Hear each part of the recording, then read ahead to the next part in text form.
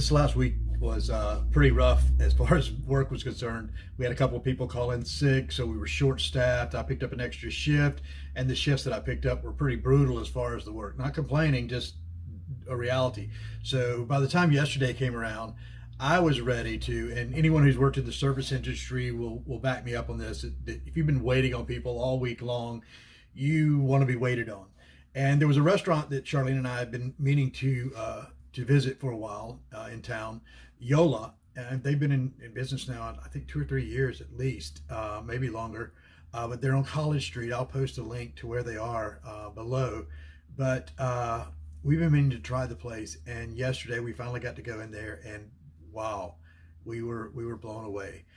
From the time you walk in, really nice atmosphere, nice decorations, real comfortable, without feeling pretentious, real welcoming environment. So then we're seated, and that's where the trouble starts, because their menu, they have such nice sounding dishes that Charlene and I were having a hard time figuring out what we wanted to try now and what we would like to reserve for a later visit. And thankfully, our server, Grace, was so knowledgeable and really helpful with picking us through the menu. So now I'll tell you about the real star of the show, was the food.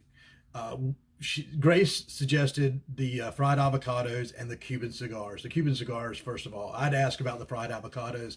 She suggested those, and then the Cuban cigars. The fried avocados were nice. It was a little bit of a texture. You had to thing initially, because if you're used to other fried vegetables, there's a little bit of firmness there. But once you got past that, it's a nice appetizer, really nice, well accompanied as far as the sauce. Now, the Cuban cigars were out of this world. They're wontons that are fried, but inside the wonton is a combination of ham and collard greens.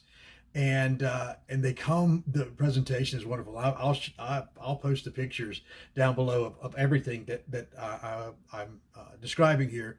But the presentation that is being served in this Cuban cigar box was really out of this world. Again, those were pretty much the start of the show.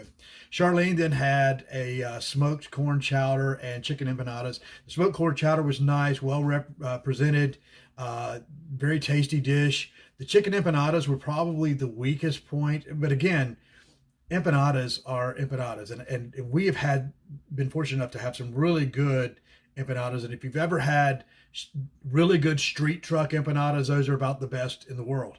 But these were good. They were, but again, empanadas are empanadas. Unless they're out of the ballpark, they're pretty much standard fare. I had stuffed poblano peppers.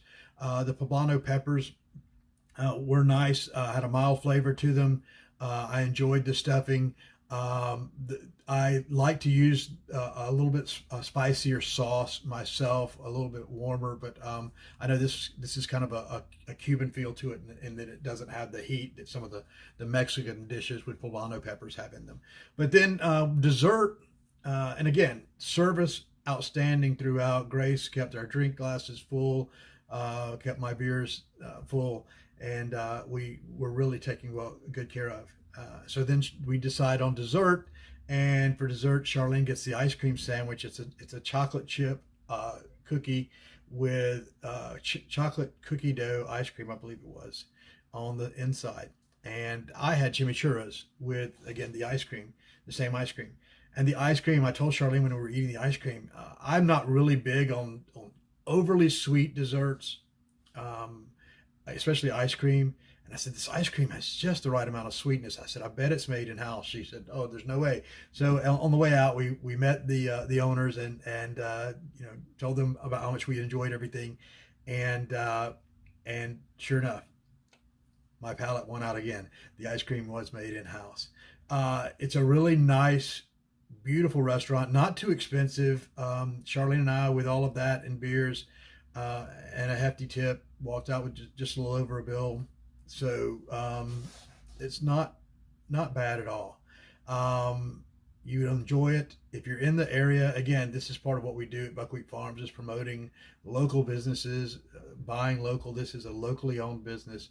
You can make sure your dollars and cents and your love and attention stay locally. Buy local.